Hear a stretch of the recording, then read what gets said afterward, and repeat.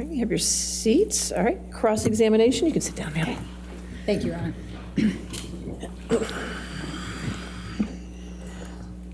Dr. Curry, you're not board certified, correct? No, I'm not. Not in clinical psychology or in forensic psychology, correct? No, I'm a licensed clinical psychologist. But you're not board certified? No. Okay. And you also have only been practicing approximately 8 years, is that correct? That's not correct. How many years? I've been licensed for 10 years, Okay. and I've been practicing for about 15 years. Okay. And that includes what you went through with your different trials in Hawaii and everything else that you testified to, correct? Yes. Okay. Now, you went to Mr. Depp's home for dinner and drinks before you were hired as an expert in this case, correct? That's not quite right. I was interviewed at Mr. Depp's home by his legal team. Dinner was served. You, in attendance with Mr. Depp was Adam Waldman, correct? Yes.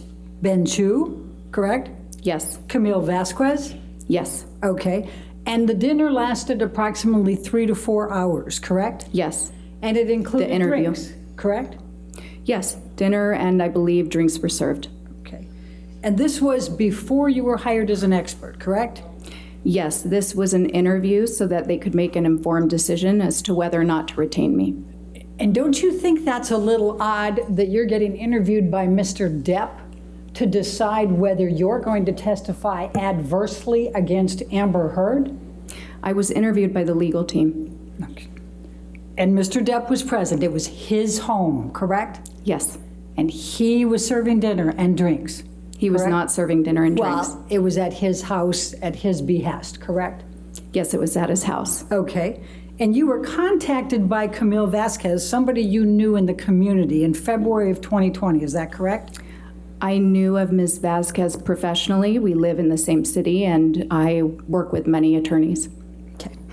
And at that time, you not only knew Johnny Depp, you'd seen a number of his TV and movie roles, and you believed he was a good actor, correct?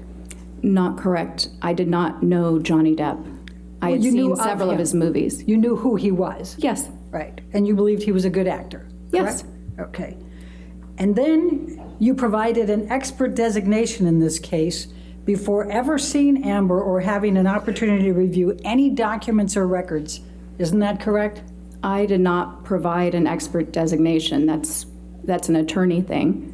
My opinions are contained in my report.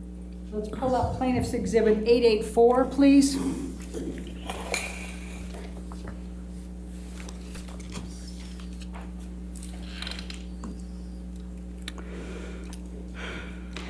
This was plaintiff's designation, identification of expert witnesses in this case.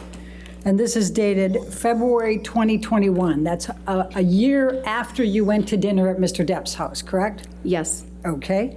And it attributes, if you go to page 13, it says you have 3 opinions.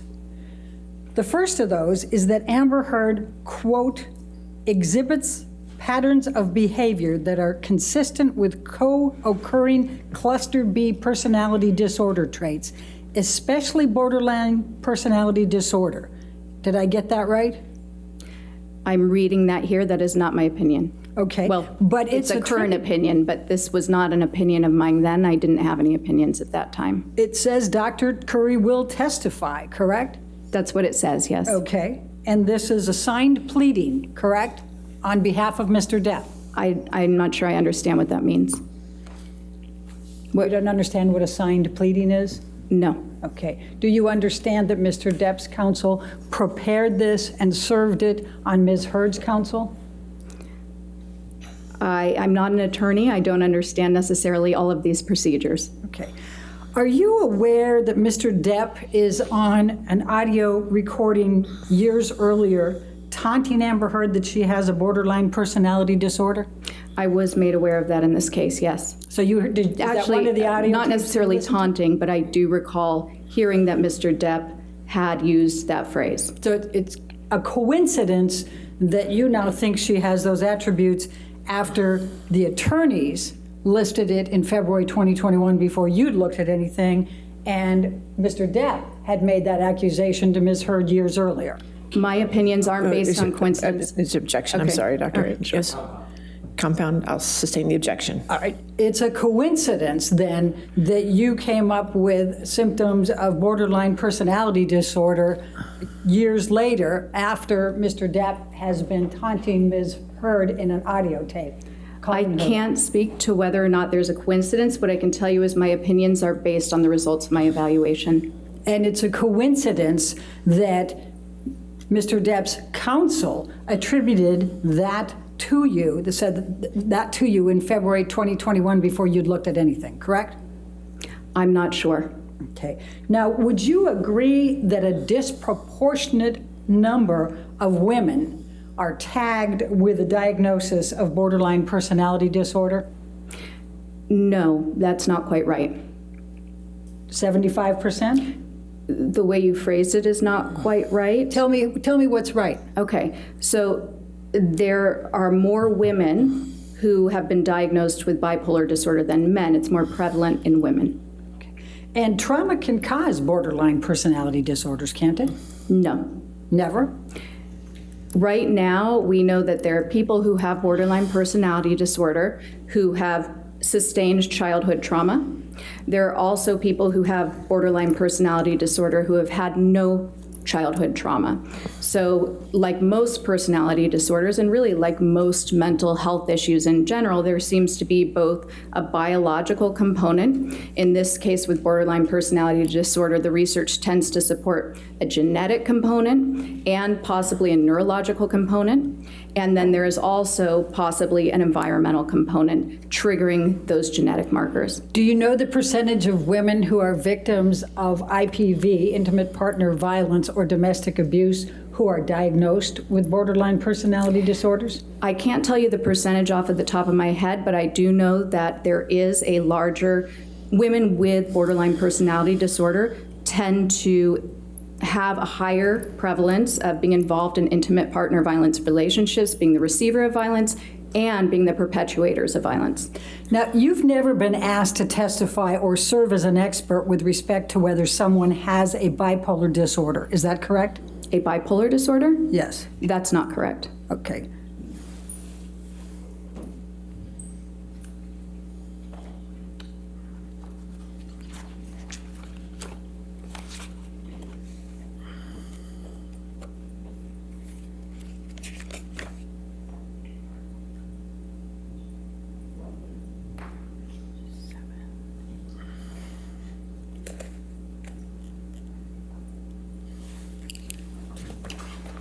Bear with me. You have any approach? Yes, ma'am. Thank you. Thank you. Do you recall having your deposition taken in this case? Yes, On March 21, 2022? I believe that was the date, yes. And were you under oath at that time? Yes. All right, I'm going to ask you to turn to page 207. And the question was, have you ever been asked to testify or serve as an expert with respect to whether someone has bipolar disorder? And your answer at that time, will you please read to the jury? I'm sorry, page 207? 207, line 5. Could you No. read? Okay, thank you.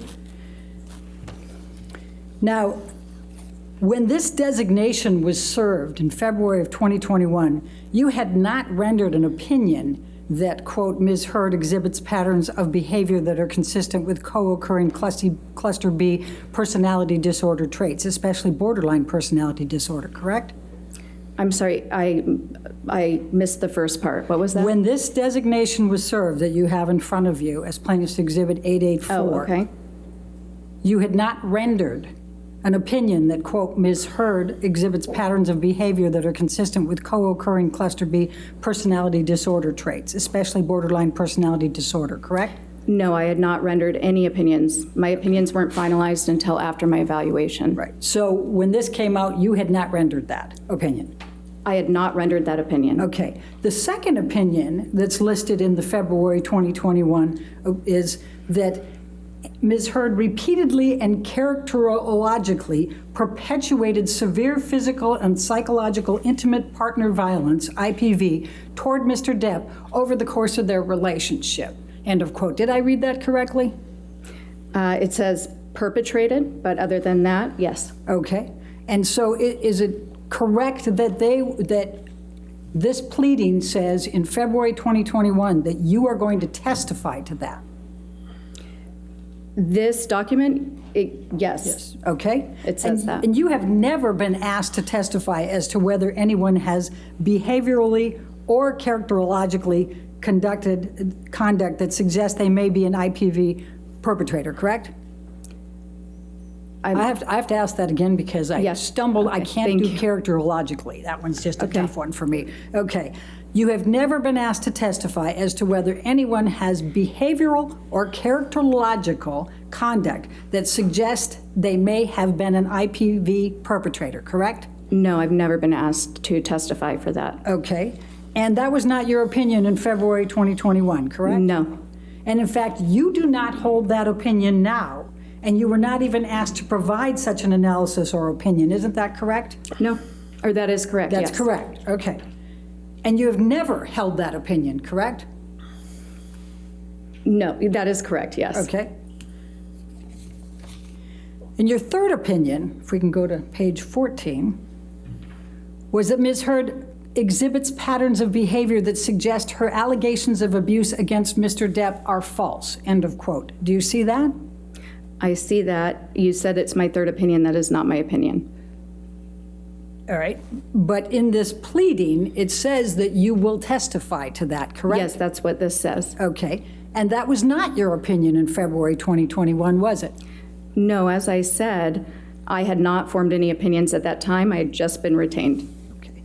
And in fact, you have never arrived at this opinion as an expert witness in this case, correct?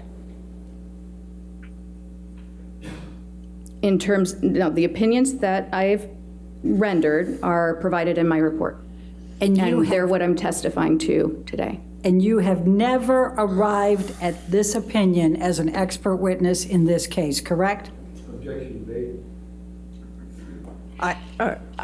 I'll sustain it. You have never arrived at the opinion that Ms. Heard exhibits patterns of behavior that suggest her allegations of abuse against Mr. Depp are false, correct?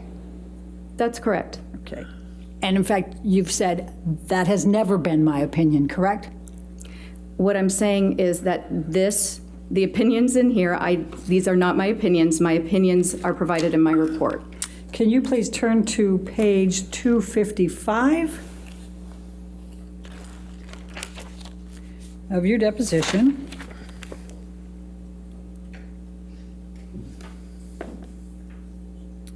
And if we could start on 254 to give the I don't context. have that page, I'm sorry. 254, line 11. Oh, okay.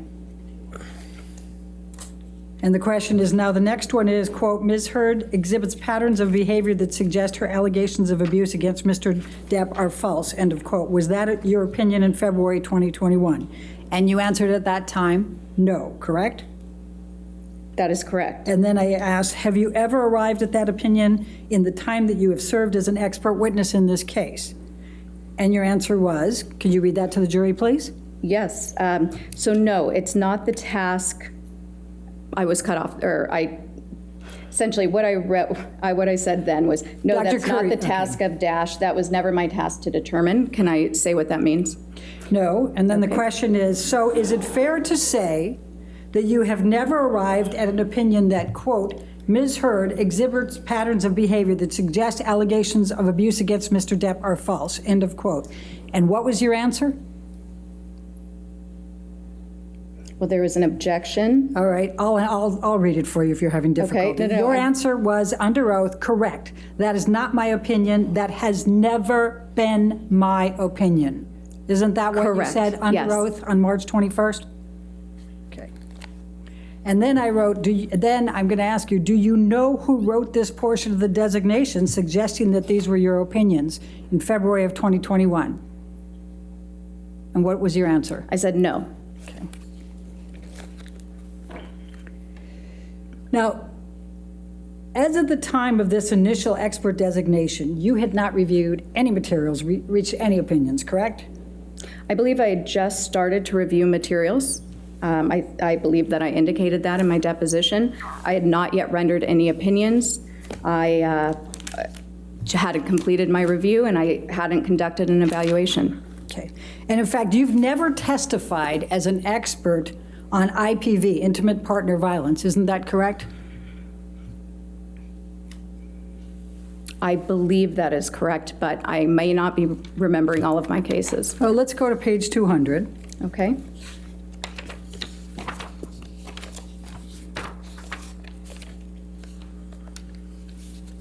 Line 17.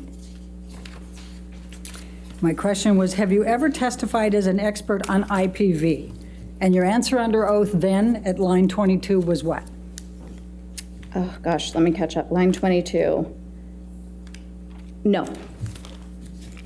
And you've never testified as an expert on emotional distress damages associated with IPV, is that correct? That's correct. Okay.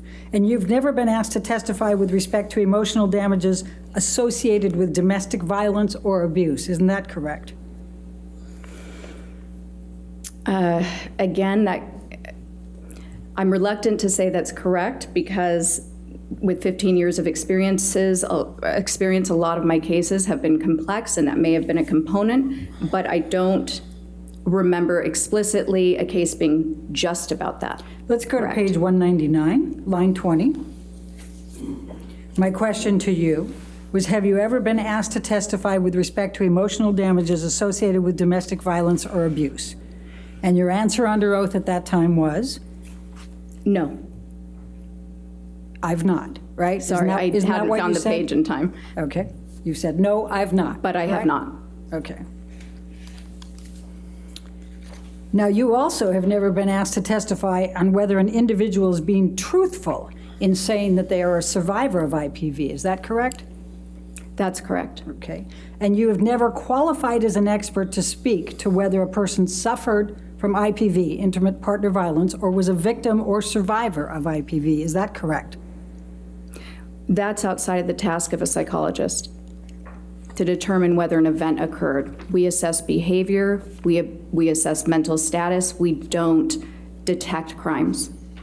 So you have not been asked to testify to that, correct? It's not something that occurs, so no, I have not. And you were not ultimately asked to provide any opinions on that, correct? No, I was not. Okay.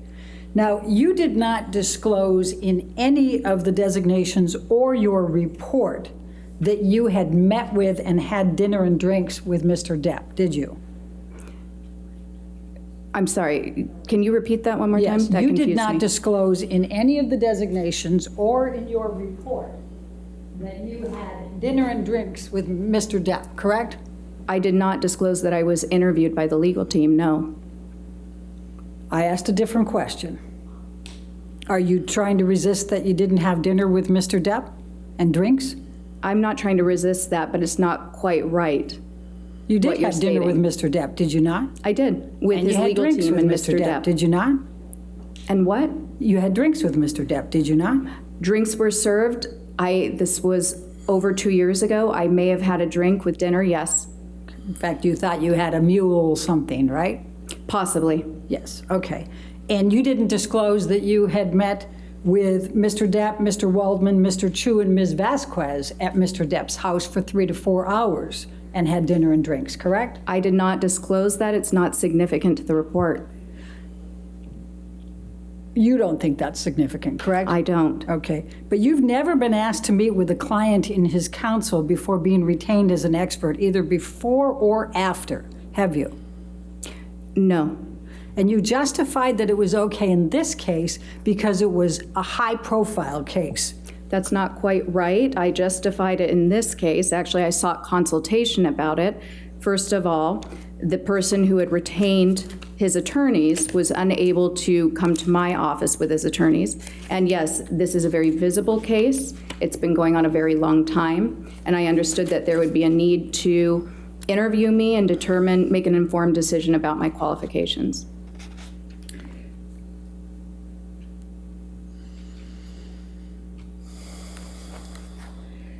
Can you look at page 240, please?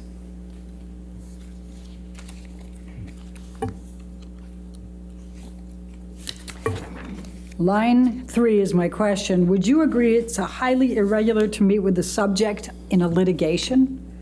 And your answer on that occasion was, I would not say it's highly irregular. I would say it's not something that I would typically do. However, I had not yet been retained on the case. This was a large, high-profile case, and I understood that I believed that it was appropriate for a person retaining me with such a high profile to meet me, to be able to vet me, essentially with the attorneys present prior to retaining me on his case. Do you recall that? Yes. That's what you said under oath, correct? Yes. And then I said, have you ever done that before? And you said, no. Correct? Correct. And then I said, have you ever done it since? And you said, no. Correct? Correct. Okay. Now, would you agree that if you did not find something that would be in favor of Mr. Depp and negative to Ms. Heard, that you wouldn't be an expert in this case? That I can bring you into court if you're going to say that Ms. Heard is right and Mr. Depp is wrong, correct? So as a forensic psychologist, my obligation is to the court, is to the fact finder. I present science regardless of what that science may be. Now, when I take a case, my retainer agreement is explicit about that, and I discuss Dr. that Curry, with the attorneys. I'm asking you a question. I'd like you to try to answer my Okay. question. You understand that if you found favorably to Ms. Heard and negatively to Mr. Depp, you wouldn't be here, right? You wouldn't be testifying. Objection speculative. No, okay, sorry. Hold on. The objection is speculation. That's not speculation. No, I'll sustain the objection if you want to ask. Okay. If, it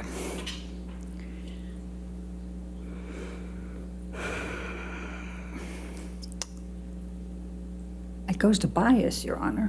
I sustain the objection. Next question. Okay, all right. You were, in fact, so excited about being involved in this case that you told your husband, even though this was a highly confidential matter, that you were going to be conducting the examination of Ms. Heard, didn't you? That is not accurate. You not only told your husband, but you told Ms. Heard that you told your husband, correct? Ms. Bredehoft, that is not accurate. What is accurate? You're incorrect. That is not correct. Is your testimony today under oath that you did not tell your husband that you were going to be conducting the examination of Amber? That is my testimony. Okay.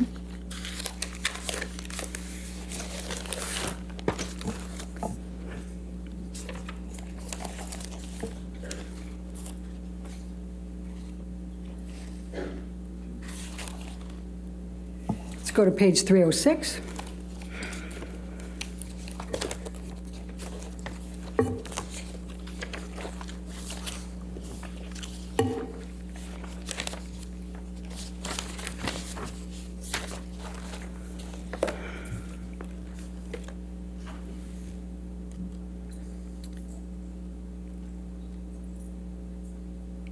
So the question that was asked was because you brought muffins, you said, from your husband, right? You gave those to Ms. Heard, correct? May I clarify what occurred so that we can stop talking about the muffins? What happened was that I was getting ready that morning. I frequently bring muffins to the office. My husband did happen to know that there was going to be a celebrity client coming in because on the mornings that occurs, which often occurs, we have to actually clear the office and move the staff to the other office. So yes, on the one hand, he was aware of that. I was getting ready. I asked him to go to the bakery near our house and pick up the muffins for me because I was running late. He often has to do that because I often do run late. He brought the muffins back to the house. I brought them into the office.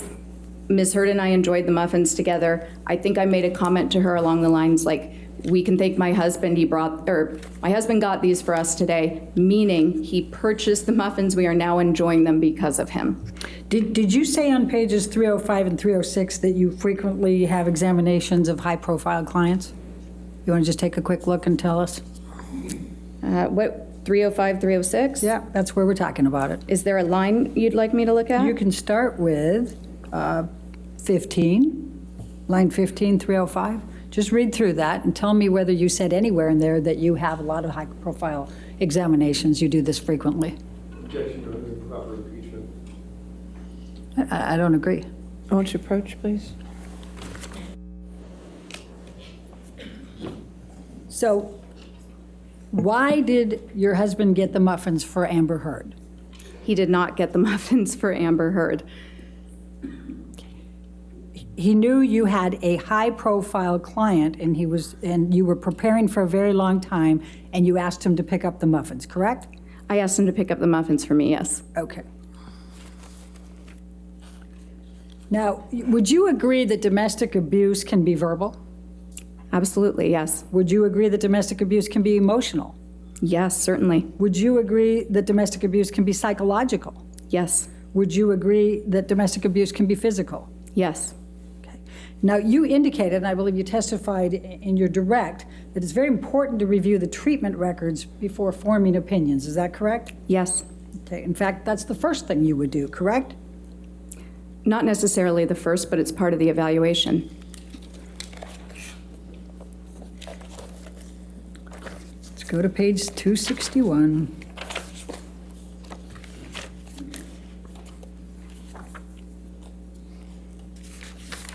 And let's go to 260, because that's where I start the question.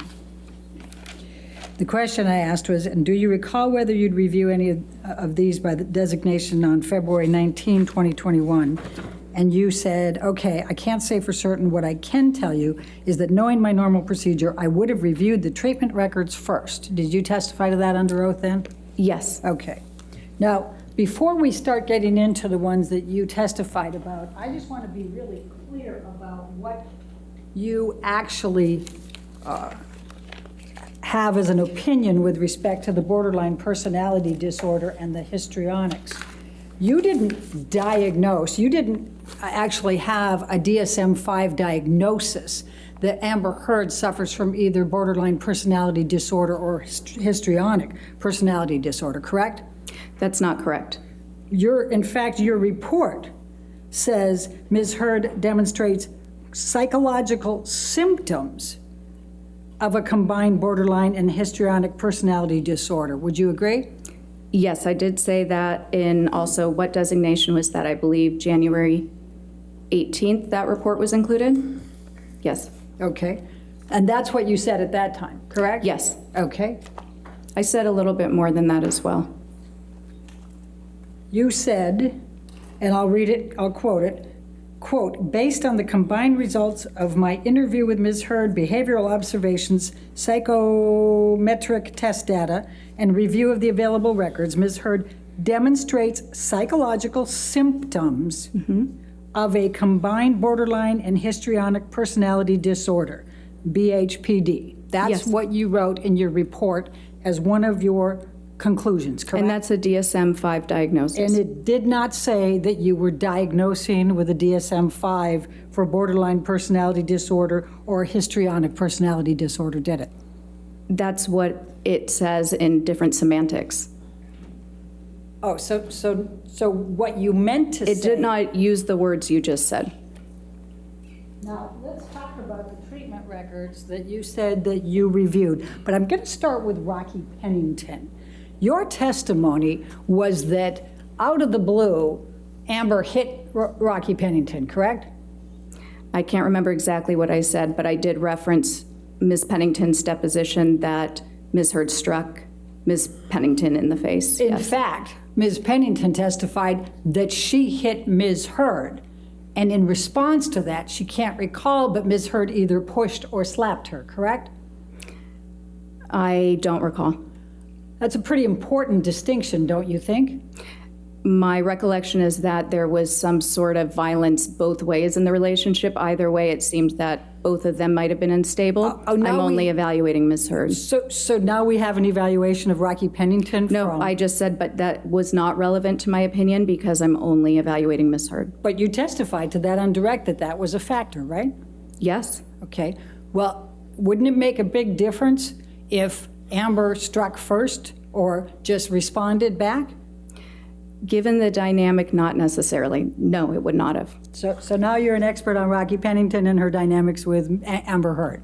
Objection argumented. I'll withdraw. This is sustained. Okay, so Withdraw. now let's talk about Dr. Cowan, you not only reviewed his treatment records and his text messages and documents, but you also attended his deposition, did you not? Yes. Okay. And do you recall Dr. Cowan testifying that Amber told him about Depp physically abusing her contemporaneous with the events? I don't recall specifically his words, but I remember him recalling that she had disclosed abuse in their treatment, yes. And do you recall Dr. Cowan testifying that he received a text message contemporaneous that Johnny did a number on me tonight. I'm safe in my support tonight, but I need some real help. Do you remember him testifying to that? I don't remember the testimony, but I do remember seeing that text message as one of the exhibits. And do you remember Dr. Cowan testifying that on another occasion, Amber sent him a text, "Johnny beat me up pretty good last night," end of quote.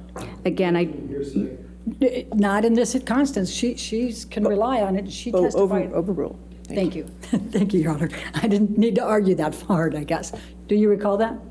Again, I don't recall the testimony, but I do remember that being an exhibit. I've seen it. Do you recall Dr. Cowan testifying that not only did he believe Amber in her reporting of the abuse by Depp, but that she had no ulterior motive? I actually don't recall that. I'm not saying that it didn't occur. Okay.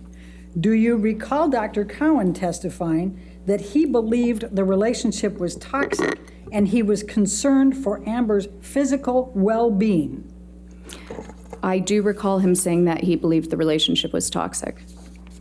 And you don't recall I do Dr. not. Cowan saying that he was concerned for Amber's physical well-being? I don't remember those exact words. Do you recall Dr. Cowan testifying in that deposition that you were present for, referring to Mr. Depp, quote, his controlling nature, jealousy and suspiciousness, addiction to drugs and alcohol, and violent and indulgent temper? Do you recall him using those terms to describe Mr. Depp? I remember thinking that would be an inappropriate impression for a treating provider of a different person to give, but I do recall him making that statement. Do you recall Dr. Cowan testifying that if he pushed her, she was going to push him back? And I never had the impression that she was the provocateur, but that she was indicating to me she had a hard time, de-escalating these types of situations. Yes. Okay? And do you also recall him saying that she didn't say she pushed him, she just said, I got right back up? She told me that he pushed her down and she got right back up. I remember him saying that Ms. Heard told him that, yes. And do you recall him testifying, you could interpret it that way? I kind of interpret it more, metaphorically, that when somebody comes at her, she goes back at them, in a similar way, whether it's verbally or she protects herself. Do you recall that?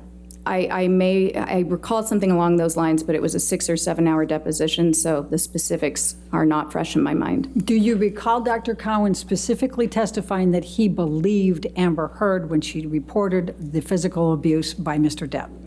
I recall him saying that and following it up with a statement that you have to take the patient at their word when you're the therapist.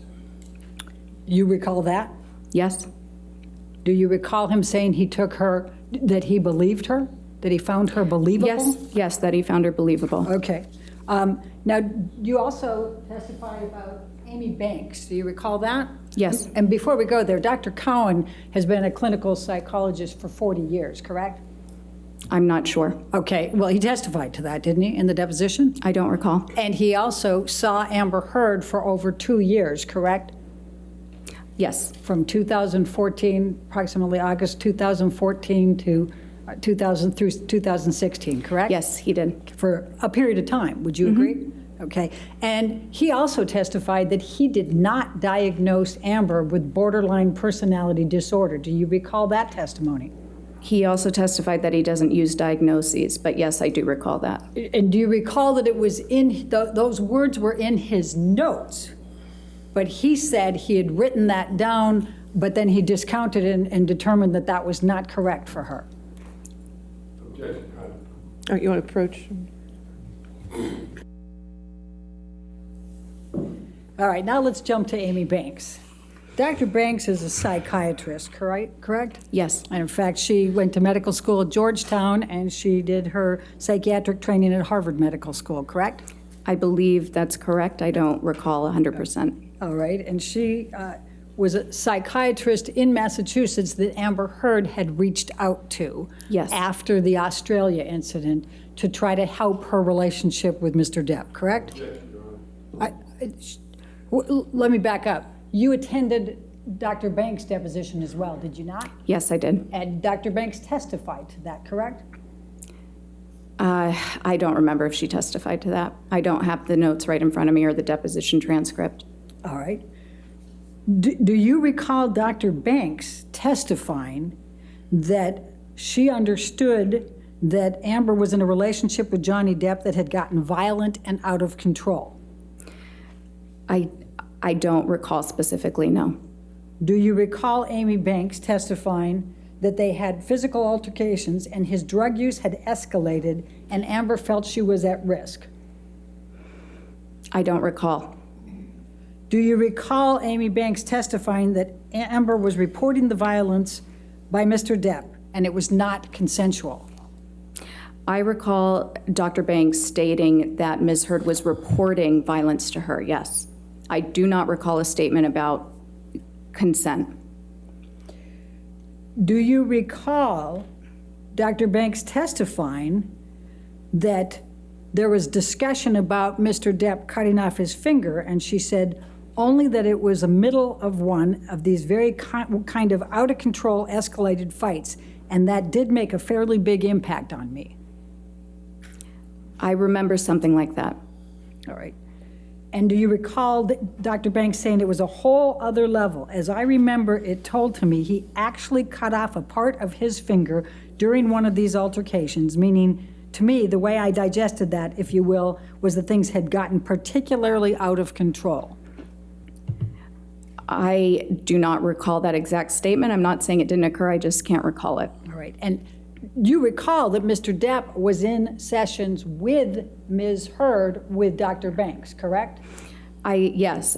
My understanding, however, is that they met with Dr. Banks, and then it was primarily Ms. Heard meeting with Dr. Banks for treatment after prescriptions and therapy. All right. And do you recall Dr. Banks saying that she was not surprised that Amber was seeking a restraining order because of the violence that she knew existed in the relationship? I do recall that, and it would be impossible to know that violence exists as a treating therapist or as a psychologist. Again, we're not investigators. However, I do recall that she said that because I remember having that thought. And do you recall Amy, and she's a psychiatrist, right? Psychiatrist. Okay. And do you recall Amy Banks saying that it was clear to her that Mr. Depp was the one who initiated the violence? I don't recall that. All right. Do you recall that Dr. Banks said that she knew for certain that Mr. Depp was the one who had committed the violence because Ms. Heard reported it in the presence of Mr. Depp and he did not contradict? I do not recall that. Okay. And do you recall that Dr. Banks ultimately concluded that it was her belief that Amber was a victim of domestic violence at the hands of Mr. Depp? Here, you want to approach this? And what was your answer to that last one? I'm sorry. I think I can't recall, but I also can't recall that last question. Do you recall that Dr. Banks concluded that Amber was a victim of domestic violence at the hands of Mr. Depp? I don't recall that. Okay. Now,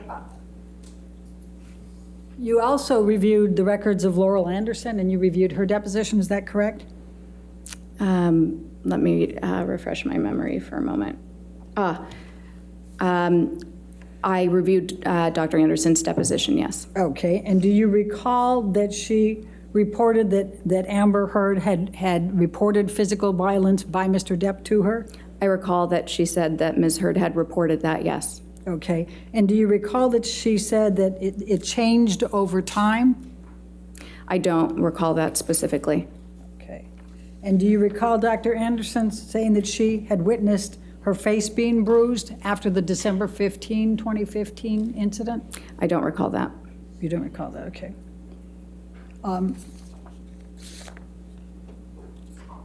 And do you recall that Dr. Anderson said that Amber had reported that he had pulled out her hair, bruised her face, kicked her leg, and hit her in the head? Yes, Ms. Heard did report that to her according to her testimony. Okay. And do you recall that Amber Heard said that Mr. Depp was scaring her? I don't recall that specifically. Okay. And do you recall that Dr. Anderson said she believed that Amber Heard was a victim of domestic abuse at the hands of Mr. Depp? I recall, no, I don't recall that statement. All right, let's go to Bonnie Jacobs. You said that you reviewed the notes from Bonnie Jacobs, correct? Yes. And what you testified to was that you discounted these because the first notes from Bonnie Jacobs indicated that she already had all of these symptoms, correct? I'm sorry, I don't understand what you're saying. I discounted. Tell me why you discounted Bonnie Jacobs' notes. I did not discount Bonnie Jacobs' notes. You said that Bonnie Jacobs, in her notes, had already determined that these symptoms were present for Amber Heard before the relationship with Mr. Depp, did you not? What I recall saying was that within Dr. Jacobs' notes, she's documented instances in which Ms. Heard reported to her over the course of therapy that she was experiencing nightmares, recurrent nightmares, in fact, about childhood abuse. Okay. Now, the very first entry on Bonnie Jacobs' notes, and these are the notes, right? Do you recognize these? I do, and we Okay. received more sort of at the tail end just a couple months ago. All right, so the first of Bonnie Jacobs' notes is on 10/17/2011. Do you recall that? I don't recall the exact date. I don't have anything in front of me. And Amber Heard was already in the relationship with Johnny Depp at this point, was she not? I believe she was, yes. Okay. And in Bonnie Jacobs' notes, she documents However, go ahead. multiple occasions that Amber Heard reports to her physical violence upon her by Mr. Depp, does she not? There are several notes that indicate that Ms. Heard has reported violence by Mr. Depp, yes. Many, correct? I wouldn't qualify it as many. I'm not sure what you mean by many. How many would you say? I don't know. I don't have the notes in front of me. Okay, well, what do you recall in deciding to make your opinions in this case? Well, I'm confused about the dates because I know that Dr. Jacobs treated Ms. Heard even while she was in her prior relationship, leaving her prior relationship with her last wife. Dr. Curry, I'm not going to ask you to try to bring in extraneous things. I'm asking you what you recall of these notes. But the dates would have been different based on that alone. Okay. And I recall that there was quite a bit of information because these were copious notes spanning back in time from her relationship with Tasha. So Dr. Curry, please answer my question. How many occasions do you recall I don't know. Dr. Jacobs documenting Amber reporting physical abuse? I don't know.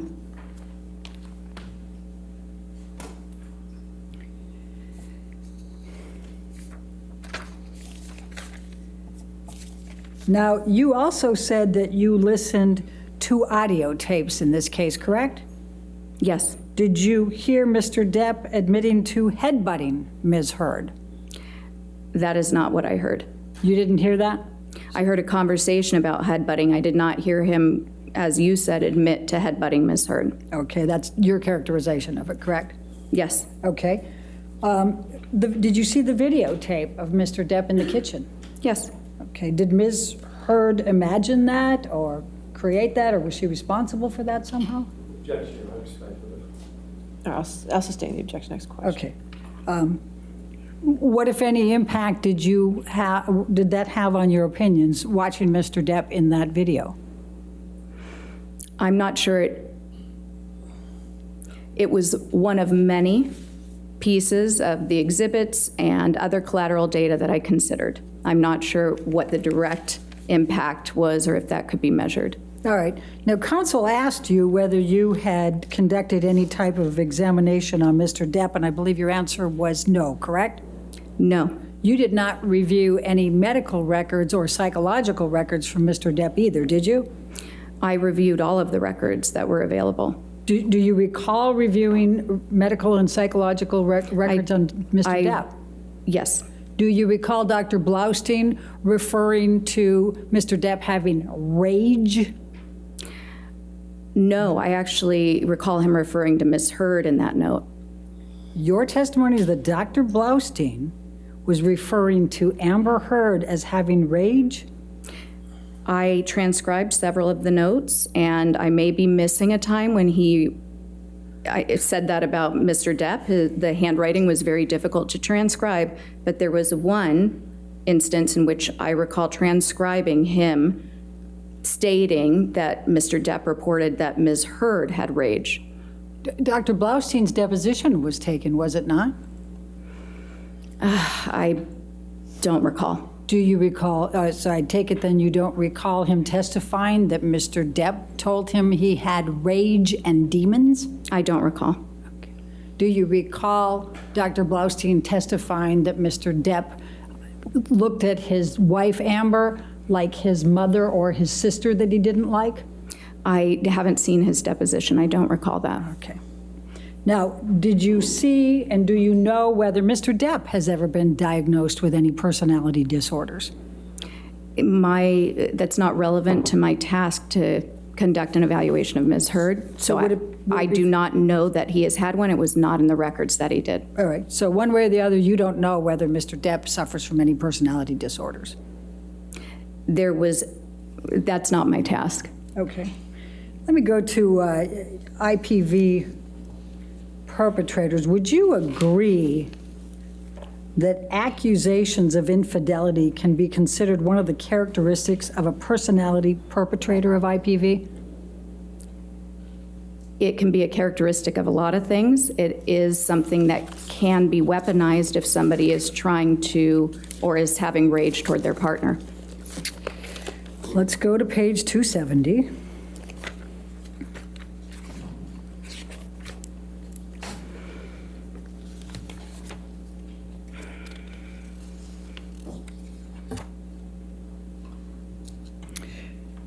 Line 3, my question was, are accusations of infidelity considered one of the characteristics of a perpetrator, a personality perpetrator of IPV?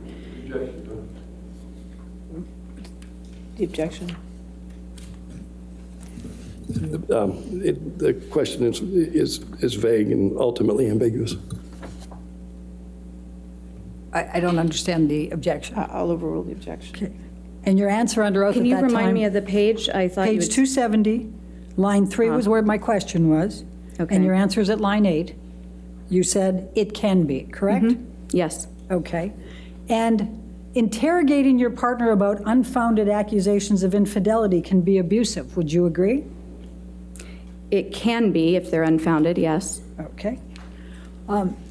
And psychological consequences for a victim of IPV can include diminished self-esteem, correct? Yes. Depressed mood, Yes. anxiety, Yes. fearfulness, Certainly. diminished self-agency, Yes. feeling powerless, Yes. loss of sleep. Yes. And IPV is a traumatic stressor. Would you agree? It is. All right. And IPV is capable of resulting in PTSD, is it not? It is. Okay. And IPV is capable of resulting in other trauma-based disorders, correct? Yes. Okay. Now, Amber's medical examination, she was cooperative, correct? Her psychological, yes. She was cooperative and polite. Okay. And in the 2 full days of examination, you felt she was polite and answered all your questions, except in one instance where she furrowed her brow when you were asking about friendships in high school, correct? That's not correct. All right, let's go to page 275.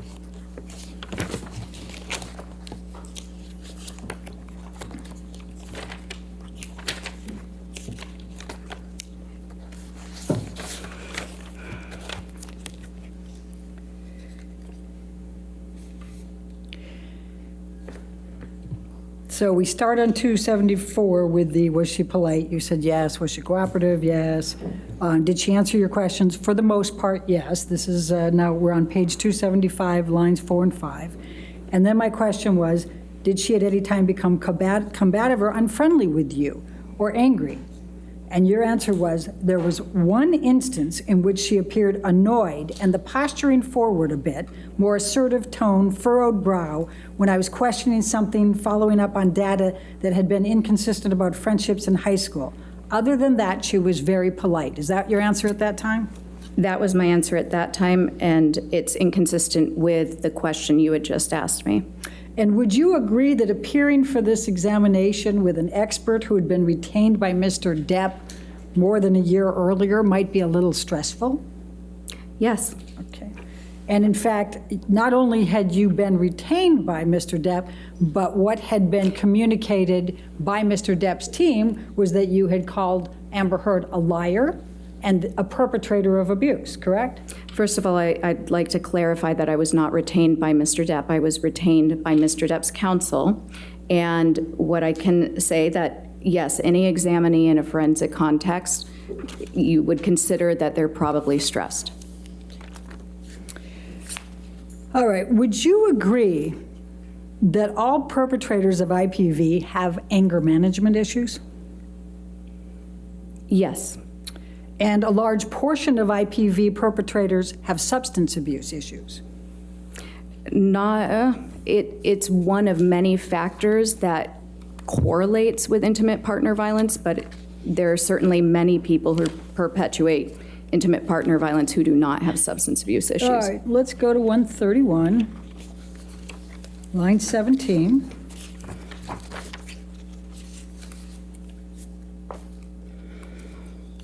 $131, you said? Yes, line 12 is what I have here.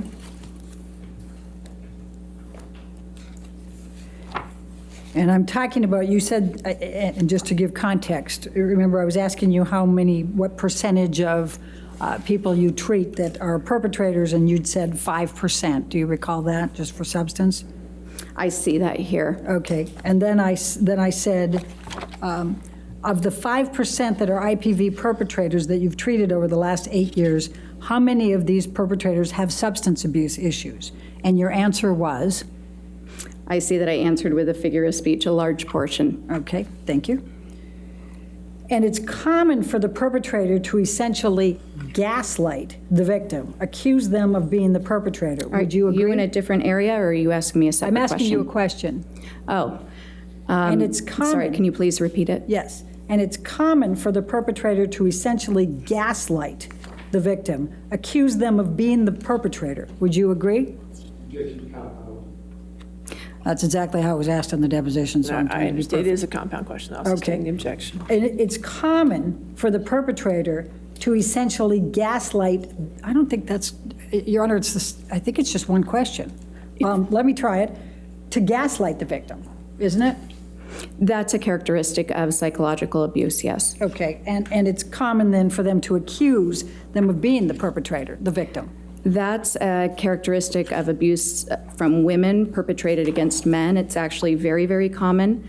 About 90% of male victims of IPV have reported that a female partner who abuses them makes threats to report their partner as an abuser. It's less common for men to make that statement to female partners just because there's less potential consequence. Isn't it true, though, that some form of gaslighting is often present in these personality-based IPV scenarios? Yes. Okay. And it's distressing for the victim to be accused, is it not? Absolutely. It causes them a lot of fear, Certainly. and it causes them a lot of distress. Absolutely, yes. And in fact, they feel falsely accused, correct? Yes. And they feel paranoid, Yes. and they feel frightened, Yes. afraid that everyone's going to believe the perpetrator, correct? Yes. And in fact, they're afraid they're going to lose their security, correct? Can you clarify what you mean by security? I'll ask the next one. And they're afraid they're going to lose their reputation, correct? Yes. Okay.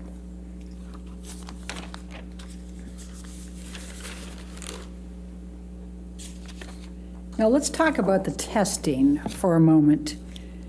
You talked about the MMPI-2, but that's not the most recent MMPI, is it? No, it's the most researched. Okay. Now, you need to have an elevated, on the MMPI, there was only one section that had elevated scores, correct? No, that's not correct. It was the K section, correct? That's not correct. Okay. And was there any elevated score over 65 on the MMPI? I would need to take a look at it. If, you know, I provided a 25-page interpretation outline. If you're able to pull that up, I'd be happy to go over any of the individual scores for you. Can you recall any clinical scales for the MMPI-2 for Amber Heard that were above 65 as you sit there today? Again, there are multiple scales on this test, 25 pages worth listed. So if you can pull it up, then I can review and give you a confident answer. What can you recall as you sit there? I'm hesitant to do that because I don't want to make an error by ignoring hundreds of scale scores. And would you agree that you can't make a pathological determination or diagnosis if the scales are not elevated on the MMPI-2? I would not agree with that. Okay. Now, one of the answers that Amber gave is that it's hard for her to feel safe, correct? Are you talking about the MMPI-2? Yes. Again, I don't recall. There are 567 items on that. I would need to see her results. Well, it's a common trauma symptom, isn't it, to not feel safe? Sure. And safety concerns are common among women who have been victimized, correct? Women and men, yes. Okay, and common especially for sexually victimized people. Would you agree? Any type of victimization, yes. Okay, and hard to trust, that's a common after effect of interpersonal violence-related trauma, correct? Sure. And memory difficulties, Amber said she felt she had holes. Do you recall that?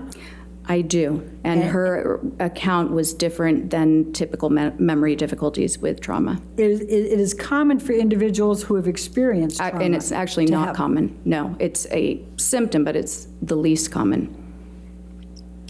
In fact, a DSM-5 diagnosis for PTSD includes a, quote, inability to remember an important aspect of the traumatic event, end of quote. Am I correct? Yes. Okay. And memory difficulties are a symptom of PTSD, correct? Certain types of memory difficulties, yes. Okay. Now, do you recall when Amber says the first incident of abuse took place? I believe it was, the first incident in which yes. So she stated that it was early on in their relationship. Okay.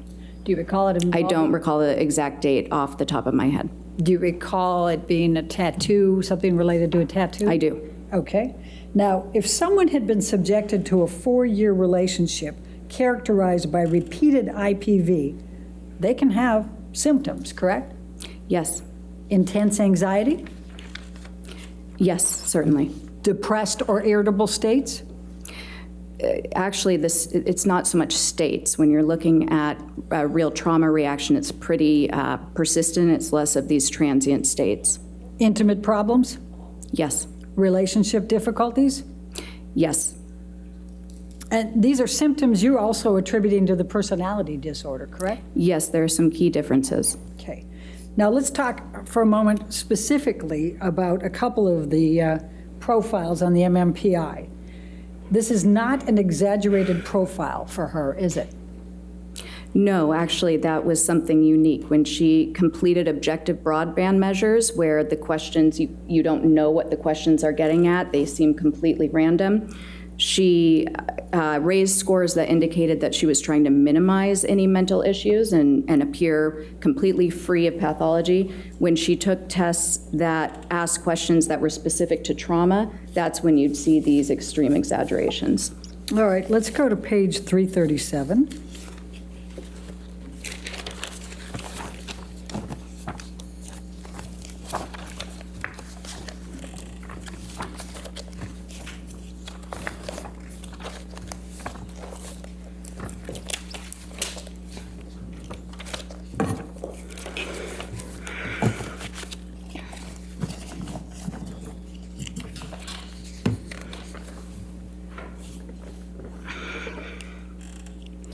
My question on line 7, this is not an exaggerated profile, is it, for her? And your answer under oath at that time was, no, it is not an exaggerated profile. Do you see that? Yes, we're That's what talking you about the testified- MMPI here. You Yes. testified under oath at that time, correct? Yes, that's Okay. correct. Now, the profile is also not consistent with malingering, correct? The MMPI-2 profile, it's specific to how she approached this test, and you're correct. For this test, it was a defensive profile, not an exaggerated profile. So my question on line 10 was, this is not a profile consistent with malingering, correct? And your answer under oath at that time was correct. On this test, it is not consistent with malingering, period, right? Yes. That was your full answer. Okay. Now, is it your testimony under oath today that you have not been asked to testify concerning Ms. Heard's behavior in the context of her relationship with Mr. Depp, including any abuse? That's correct. Okay. And you have not made any determinations, including any of opinions that Ms. Heard abused Mr. Depp or Mr. Depp abused Ms. Heard, correct? Correct, that's outside of the scope of psychology. Okay. And you cannot testify whether Amber Heard suffered any emotional distress as a result of any of the defamatory comments that she has alleged Mr. Waldman made through Mr. Depp made through Mr. Waldman, correct?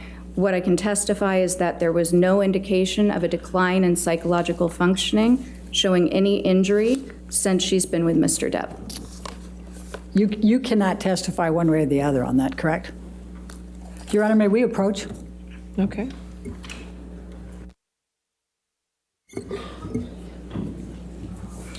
Dr. Curry, Yes. in your report, nowhere in your report did you provide any opinion of whether Ms. Heard suffered emotional distress as a result of the defamatory statements. Is that correct? That's correct. Okay, thank you.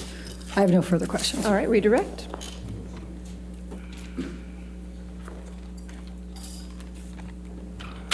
Dr. Curry, you were just asked a question about malingering Yes. and made reference to the MMPI-2. Is there another test that you did to make a determination with respect to malingering? Yes, so I also, well, malingering is a term that most psychologists, we try to be careful of it because it indicates an intent for secondary gain. I prefer feigning, which you had brought up earlier, because it indicates that somebody is intentionally exaggerating, but I don't know necessarily why. So I think that's a more accurate term in general. On the MMPI-2, yes, there was no exaggerated profile. I also gave her, though, the CAPS-5. I don't know if you'll remember, but that is the clinician-administered PTSD scale consistent with the DSM-5. And on that, there were signs of gross exaggeration. I also looked at the test results that were provided by Dr. Hughes, and on an objective test of trauma, there is a scale specific to intentional exaggeration on that test, and Ms. Heard was in the 98th percentile, meaning that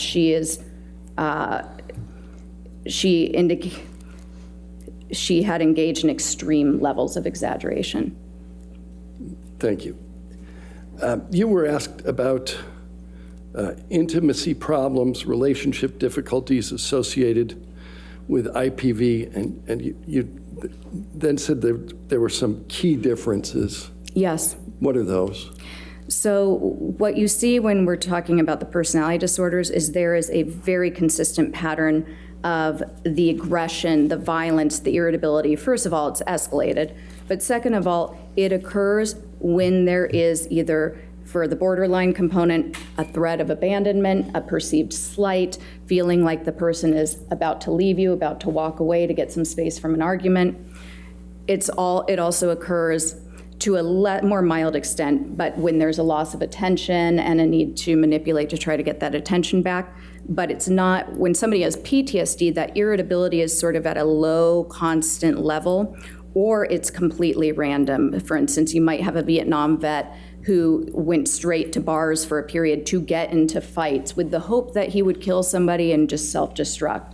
So it's a very different type of presentation. IPV, it might be more irritability, but that's actually less of a symptom for female IPV victims. Usually what you'll see is somatic symptoms, the depression, a lot of fearfulness and anxiety, but typically more complaints about somatic symptoms. Okay. You testified that some of the professionals involved in this case had to take their patient at her word. What did you mean by that? So when you're providing therapy, you're in a very different role than an examiner. When you're the forensic examiner, you're just really looking at data to make a decision. When you're a therapist, you're an advocate for your client's well-being. And in fact, it's considered extremely unethical for a treating provider to ever provide opinion testimony like I'm providing, because it's so well known in our field that you're going to have an automatic bias for your client. It's almost a sense of protection, advocacy, wanting their best, which is why we also know that it's very inappropriate to convey any sort of opinion about whether a crime occurred, whether abuse occurred. We can certainly believe our clients, we can support them in their therapy and take them at their word, but when giving opinions and consultations, we have to be very, very cautious and really only provide the facts. We would state things in terms of, my client did report this, I saw this, here was our treatment plan, here was the diagnosis. It's we're taught, we're trained to stay away from making any sort of opinions, understanding that most of the time, and most of Ms. Heard's providers were just treating Ms. Heard. They had never so much as done an initial interview with Mr. Depp and gotten his whole life story or his symptoms or his side of any of it. And they're going to be advocating, and the treatment relationship is about helping your client achieve well-being, not making formal psychological or psychiatric opinions. So you're asked a question about a series of doctors. Dr. Cohen, treating physician? Yes, he was a psychologist. Yeah. Dr. Banks, treating physician? Dr. Banks, yes, treating psychiatrist. Dr. Anderson?